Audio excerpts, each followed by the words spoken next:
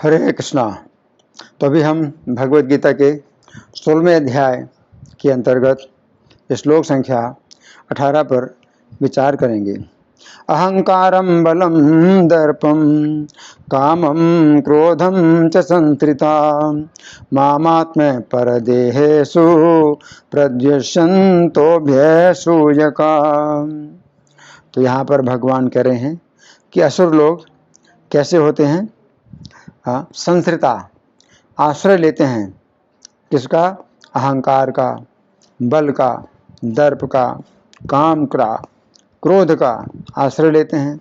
और माम आत्म परदेहेषु, और मुझसे द्वेष करते हैं जो मैं उनके भी शरीर में हूँ और दूसरों के शरीर में हूँ।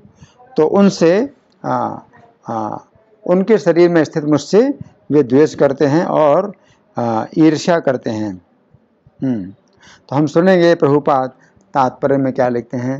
श्रील प्रभुपाद की जय। आसुरी व्यक्ति भगवान की श्रेष्ठता का विरोधी होने के कारण शास्त्रों में विश्वास करना पसंद नहीं करता। वह शास्त्रों तथा भगवान के अस्तित्व इन दोनों से ही ईर्ष्या करता है।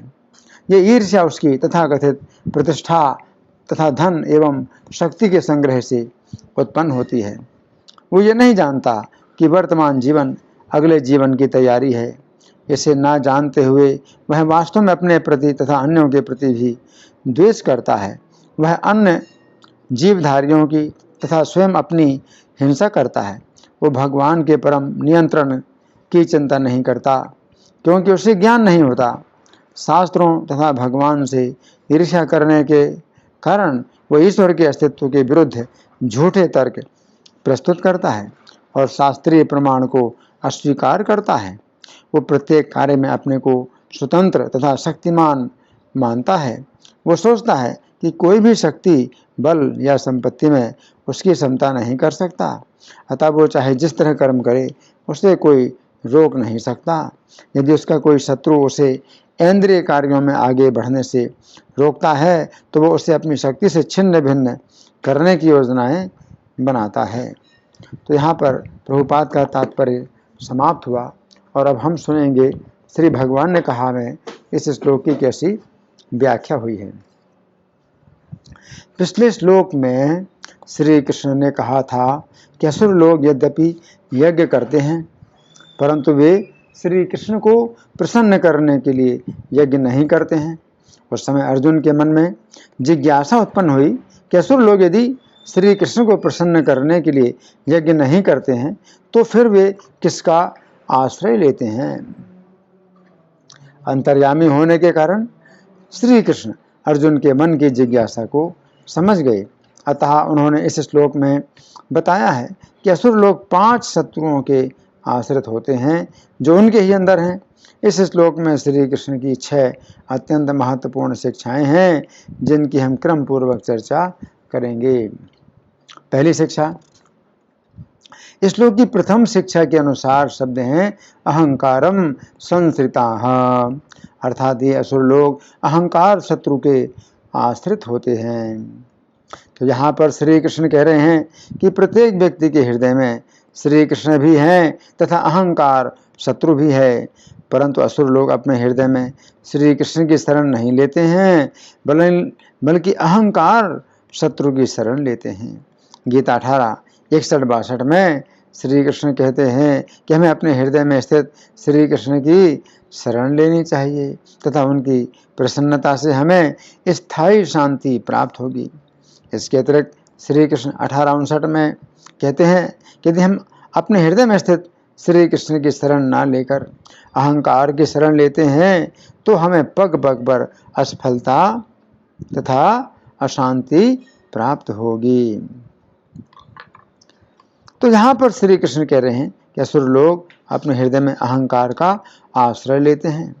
कंस के जीवन चरित्र में हम देखते हैं कि जिस समय कंस को पता चला कि देवकी के 8वें पुत्र श्री कृष्ण के द्वारा उसका वध होगा, उस समय उसने अपने हृदय में श्री कृष्ण का आश्रय नहीं लिया बल्कि अहंकार का आश्रय लिया। उसके अहंकार ने उसको सुझाव दिया कि यद्यपि ये बात पहले से निश्चित हो चुकी है कि उसका श्री कृष्ण के द्वारा वध होगा, परंतु कंस अपने भाग्य को अपने पुरुषार्थ से बदल सकता है तथा इस प्रकार वो श्री कृष्ण का वध कर सकता है। कंस ने अपने अहंकार के आदेश पर श्री कृष्ण का विनाश करने की अनेक योजनाएं बनाई, परंतु उसकी सभी योजनाएं निष्फल हुई तथा अंत में उसका वध श्री कृष्ण के ही द्वारा हुआ। इस प्रकार असुर लोग अहंकार शत्रु का आश्रय लेकर असफलता तथा अशांति प्राप्त करते हैं। अब दूसरी अत्यंत महत्वपूर्ण शिक्षा, इस श्लोक की दूसरी शिक्षा के अनुसार शब्द हैं बलम संस्थिताः, अर्थात असुर लोग अपने बल पर आश्रित होते हैं। तो यहाँ पर श्री कृष्ण कह रहे हैं कि प्रत्येक व्यक्ति के हृदय में श्री कृष्ण भी हैं तथा अपना बल भी है, परंतु असुर लोग अपने हृदय में श्री कृष्ण का आश्रय न लेकर अपने बल का आश्रय लेते हैं। वाल्मीकि रामायण के युद्ध कांड के अंतर्गत सर्ग संख्या 67 में वर्णन आता है कि जिस समय कुंभकर्ण श्री राम की वानर सेना के साथ युद्ध कर रहा था, उस समय उसने अपने बल का आश्रय लेकर लक्ष्मण जी से इस प्रकार कहा, हे लक्ष्मण, इस समय मैं केवल श्री राम का ही वध करना चाहता हूँ। श्री राम के मारे जाने पर संपूर्ण शत्रु सेना स्वतः मर जाएगी। श्री राम के मारे जाने पर जो दूसरे लोग युद्ध में खड़े रहेंगे उन सभी के साथ मैं अपने संहारकारी बल के द्वारा युद्ध करूँगा इति। उस राक्षस ने अपने बल का आश्रय लेकर जिस समय श्री राम से युद्ध किया, उस समय श्री राम के एक बाण के द्वारा पर्वत के आकार वाला उसका मस्तक कटकर लंका में इस प्रकार गिरा कि उसके धक्के से कितने ही मकान, दरवाजे और ऊंचे परकोटे धराशायी हो गए। तो यहाँ पर श्री कृष्ण कह रहे हैं कि भक्त लोग अपने बल का आश्रय न लेकर श्री कृष्ण का आश्रय लेते हैं, परंतु असुर लोग श्री कृष्ण का आश्रय न लेकर अपने बल का आश्रय लेते हैं। अब तीसरी अत्यंत महत्वपूर्ण शिक्षा, इस श्लोक की तीसरी शिक्षा के अनुसार शब्द हैं दर्पम संस्थिताः, अर्थात असुर लोग दर्प शत्रु का आश्रय लेते हैं। दर्प शब्द का अर्थ है ऐसा भाव कि मैं अपने बल से किसी भी शत्रु का विनाश कर सकता हूँ। दर्प तथा घमंड में अंतर है। घमंड का अर्थ है ऐसा भाव कि मैं किसी से पराजित नहीं हो सकता हूँ, परंतु दर्प की स्थिति में व्यक्ति ये निर्णय कर लेता है कि मैं अपने शत्रु का विनाश ही कर डालूंगा। तो यहाँ पर श्री कृष्ण कह रहे हैं कि असुर लोग श्री कृष्ण का आश्रय न लेकर दर्प शत्रु का आश्रय लेते हैं। भागवत के 10वें स्कंध के अंतर्गत अध्याय संख्या 63 में वर्णन आता है कि जिस समय बाणासुर के पक्ष में युद्ध करने वाले शिव जी श्री कृष्ण से पराजित हो गए तथा जिस समय शिव जी के द्वारा छोड़ा गया माहेश्वर ज्वर भी श्री कृष्ण के द्वारा पराजित हो गया, उस समय भी बाणासुर ने श्री कृष्ण का आश्रय न लेकर अपने दर्प का आश्रय लिया तथा श्री कृष्ण का विनाश करने के लिए अनेक बाण छोड़े। उस समय श्री कृष्ण ने अपने तेज चक्र के द्वारा बाणासुर की 1000 भुजाओं में से 996 भुजाएं काट डाली, केवल उसकी 4 भुजाएं ही रहने दी। फिर जिस समय शिवजी ने श्री कृष्ण से बाणासुर की रक्षा करने के लिए प्रार्थना की, उस समय श्री कृष्ण ने शिवजी से कहा, हे शिवजी, मैंने इस असुर के दर्प को नष्ट करने के लिए इसकी 996 भुजाएं काटी हैं। मैंने इस असुर के दर्प को नष्ट करने के लिए ही इसकी सेना का विनाश किया है। अब ये दर्प से मुक्त हो गया है, इसलिए अब मैं इसको अभय दे रहा हूँ इति। तो यहाँ पर श्री कृष्ण कह रहे हैं कि असुर लोग श्री कृष्ण का आश्रय न लेकर दर्प का आश्रय लेते हैं। अब चौथी अत्यंत महत्वपूर्ण शिक्षा, इस श्लोक की चौथी शिक्षा के अनुसार शब्द हैं कामम संस्थिताः, अर्थात ये असुर लोग काम शत्रु का आश्रय लेते हैं।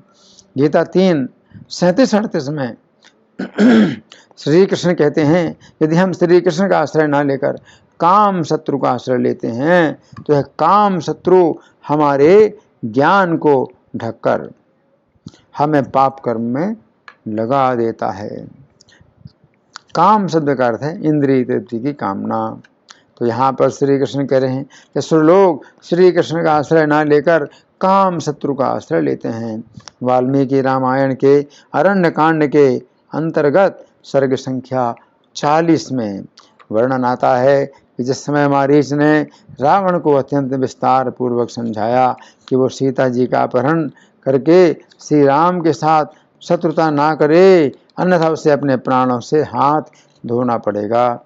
उस समय रावण ने श्री राम का आश्रय न लेकर काम शत्रु का आश्रय लिया।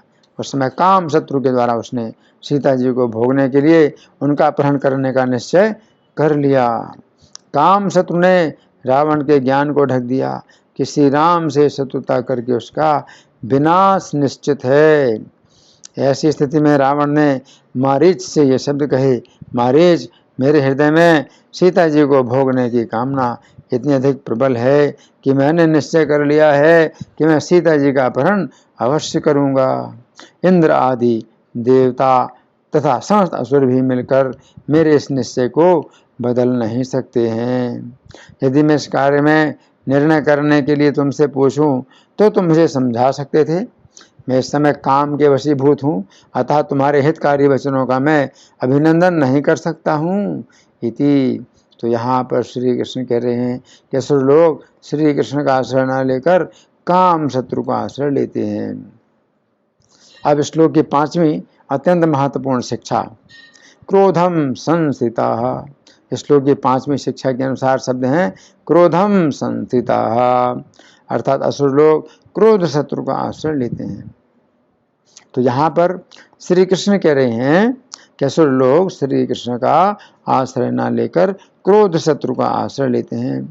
भागवत के 10वें स्कंद के अंतर्गत अध्याय संख्या 78 में वर्णन आता है कि जिस समय श्री कृष्ण के द्वारा शिशुपाल, शाल्व तथा पौंड्रक इन सभी असुरों का विनाश हो गया, उस समय दंतवक्र के पास ये ज्ञान था कि इतने शक्तिशाली असुरों का श्री कृष्ण के साथ, श्री कृष्ण के द्वारा विनाश होने का अर्थ है कि यदि दंतवक्र श्री कृष्ण से युद्ध करेगा तो वह भी नष्ट हो जाएगा। परंतु उस समय उसने श्री कृष्ण का आश्रय न लेकर क्रोध शत्रु का आश्रय लिया। उस समय क्रोध शत्रु ने दंतवक्र के उपरोक्त ज्ञान को ढक दिया तथा उसके अंदर यह ज्ञान उत्पन्न कर दिया कि वो श्री कृष्ण का वध कर सकता है। इस प्रकार वो बिना किसी सेना के तथा केवल एक गदा लेकर श्री कृष्ण के सामने युद्ध करने के लिए आया तथा श्री कृष्ण के द्वारा मारा गया। तो यहाँ पर श्री कृष्ण कह रहे हैं कि असुर लोग श्री कृष्ण का आश्रय ना लेकर क्रोध शत्रु का आश्रय लेते हैं। अब 6वीं अत्यंत महत्वपूर्ण शिक्षा, इस श्लोक की दूसरी पंक्ति के शब्द हैं माम आत्म परदेहेषु प्रद्युष्यन्तः अभ्यसूयकाः, अर्थात ये असुर लोग अपने तथा अन्यों के शरीरों में स्थित मुझसे द्वेष करते हैं। तो यहाँ पर श्री कृष्ण कह रहे हैं कि असुर लोग अपने शरीर में स्थित श्री कृष्ण से द्वेष करते हैं। गीता 17:5 और 6 में श्री कृष्ण कहते हैं कि असुर लोग शास्त्र के विरुद्ध घोर तपस्या करते हैं तथा इस प्रकार अपने शरीर को कष्ट पहुँचाते हुए अपने शरीर में स्थित श्री कृष्ण को भी कष्ट पहुँचाते हैं। उक्त श्लोकों के तात्पर्य में श्रील प्रभुपाद लिखते हैं, कुछ पुरुष ऐसे हैं जो तपस्या की ऐसी विधियों का निर्माण करते हैं जिनका वर्णन शास्त्रों में नहीं है। उदाहरणार्थ किसी स्वार्थ के प्रयोजन से यथा राजनीतिक उन्नति के लिए उपवास करने का अनुमोदन नहीं है। ऐसे कार्यों से शरीर के भीतर निवास कर रहे परमात्मा को भी कष्ट पहुंचता है। कभी कभी ऐसे उपवास से व्यक्ति की मृत्यु भी हो जाती है। ऐसे प्रदर्शन भगवान के अपमान स्वरूप हैं। तो यहाँ पर श्री कृष्ण कह रहे हैं कि असुर लोग अपने शरीर में स्थित श्री कृष्ण से द्वेष करते हैं। भागवत के 10वें स्कंद के अंतर्गत अध्याय संख्या 88 में वर्णन आता है कि जिस समय बृकासुर को शिव जी के द्वारा एक गलत वरदान प्राप्त करना था कि वो जिसके सिर में हाथ रखे उसकी मृत्यु हो जाए, उस समय वह शिव जी को वर देने के लिए, विवश करने के लिए अपने शरीर से मांस के टुकड़े काट काट कर पवित्र अग्नि में डालने लगा। अब 7 दिनों तक ऐसा करते हुए उसे जिस समय शिव जी के दर्शन हुए, जिस समय शिव जी ने दर्शन नहीं दिया उस समय वो अपना सिर काटकर अग्नि में डालने के लिए तैयार हो गया। इस प्रकार उसने शिव जी को विवश कर दिया कि वे उसे दर्शन दें तथा उसे गलत वरदान दें। तो यहाँ पर श्री कृष्ण कह रहे हैं कि असुर लोग अपनी अवैध मांगों को पूरा कराने के लिए अपने शरीर को नष्ट करते हैं तथा इस प्रकार वे अपने शरीर में स्थित परमात्मा के रूप में श्री कृष्ण से द्वेष करते हैं। तो यहाँ पर श्री कृष्ण कह रहे हैं कि असुर लोग अन्यों के शरीरों में स्थित श्री कृष्ण से द्वेष करते हैं। ये बात समझने की है कि असुर लोग अनावश्यक रूप से निर्दोष प्राणियों की हत्या करते हैं। ऐसी हत्या का एकमात्र कारण है कि वे अन्य प्राणियों से अनावश्यक द्वेष करते हैं। गीता 6:32 में श्री कृष्ण कहते हैं कि हे अर्जुन, जो पूर्ण योगी है वह अपनी तुलना में समस्त प्राणियों की उनके सुखों तथा दुखों में वास्तविक समानता का दर्शन करता है। भागवत 8:7-44 में कहा गया है कि साधु लोग लोगों के कष्ट को देखकर दुखी होते हैं तथा वे अपनी इसी भावना के द्वारा श्री कृष्ण की आराधना करते हैं, परंतु असुर लोग अन्य जीवों से द्वेष करके श्री कृष्ण को कष्ट पहुंचाते हैं। तो यहाँ पर श्री कृष्ण कह रहे हैं कि असुर लोग अन्यों के शरीर में स्थित श्री कृष्ण से द्वेष करते हैं। वाल्मीकि रामायण के अरण्य कांड के अंतर्गत अध्याय संख्या 6 में वर्णन आता है कि जिस समय श्री राम अपने विनाश काल में, क्षमा करें, श्री राम अपने वनवास काल में विभिन्न मुनियों का दर्शन करने के लिए उनके आश्रमों में गए, उस समय उन मुनियों के द्वारा श्री राम को ज्ञात हुआ कि उस स्थान के राक्षस लोग मुनियों की बहुत अधिक संख्या में हत्या कर रहे थे। राक्षसों ने तपस्वी मुनियों का भयंकर विनाश कांड मचा रखा था जो असहनीय था। तो यहाँ पर श्री कृष्ण कह रहे हैं कि असुर लोग अन्य निर्दोष प्राणियों की हत्या करके तथा विशेष रूप से तपस्वी मुनियों की हत्या करके श्री कृष्ण से द्वेष करते हैं। तो यहाँ पर श्री कृष्ण कह रहे हैं कि असुर लोग अभ्यसूयक होते हैं। अभ्यसूयक शब्द 2 शब्दों से मिलकर बना है, अभि तथा असूयक। अभि शब्द का अर्थ है बहुत अधिक तथा असूयक शब्द का अर्थ है असंतुष्ट तथा निंदा करने वाला। इस प्रकार अभ्यसूयक शब्द का अर्थ हुआ ऐसे लोग जो बहुत अधिक असंतुष्ट तथा निंदा करने वाले हैं। ये समझने की बात है कि असुर लोग अन्यों के दोष देखते हैं, देखकर उनकी निंदा करते हैं, उनके गुणों का खंडन करते हैं और गुणों में दोषारोपण करते हैं। ये लोग सदा श्री कृष्ण में स्थित तथा उनके भक्तों में दोष देखते रहते हैं। तो यहाँ पर श्री कृष्ण कह रहे हैं कि असुर लोग अभ्यसूयक होते हैं। ये लोग श्री कृष्ण के गुणों में दोष निकालते हैं। महाभारत के सभा पर्व के अंतर्गत अध्याय संख्या 37 में वर्णन आता है कि युधिष्ठिर महाराज के राजसूय यज्ञ में श्री कृष्ण की अग्र पूजा हुई। उस समय वसुदेव नंदन भगवान श्री कृष्ण को वह पूजा शिशुपाल, भगवान श्री कृष्ण की वह पूजा शिशुपाल नहीं समझ सका। वो भरी सभा में श्री कृष्ण के गुणों में इस प्रकार दोष निकालने लगा।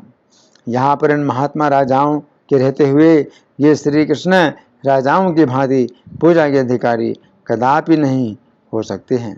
यदुवंशी श्री कृष्ण राजा नहीं हैं, फिर ये पूजा के अधिकारी कैसे हो सकते हैं।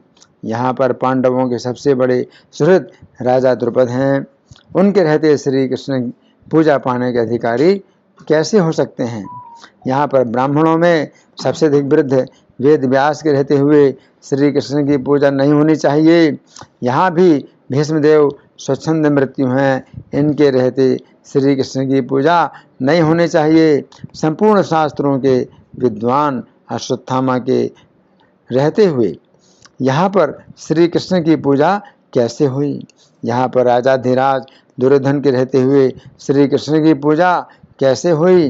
भरत वंश के आचार्य महात्मा कृप के रहते हुए श्री कृष्ण की पूजा कैसे हुई। इस प्रकार शिशुपाल ने भरी सभा में श्री कृष्ण के गुणों में भी दोषारोपण किया। तो यहाँ पर श्री कृष्ण कह रहे हैं कि असुर लोग श्री कृष्ण तथा उनके भक्तों में सदा दोष देखते हैं। इस श्लोक के बंगाली पद्यानुवाद में श्रील प्रभुपाद लिखते हैं, अहंकारम अहंकार बल दर्प काम क्रोधाश्रय हमारे संपर्क देहे द्वेष से करय असूयार बसे चिंता सब स्वपर अपरे साधुर गुणे ते दोष किंबा निंदा करे। तो यहाँ पर श्री कृष्ण अर्जुन से कह रहे हैं, अहंकारम बलम दर्पम कामम क्रोधम च संसृता, अर्थात हे अर्जुन, असुर लोग मेरी शरण ना लेकर अहंकार बल दर्प आदि शत्रुओं की शरण लेते हैं। यदि तुम इन शत्रुओं से बचना चाहते हो तो मेरी शरण लो। धन्यवाद। हरे कृष्णा।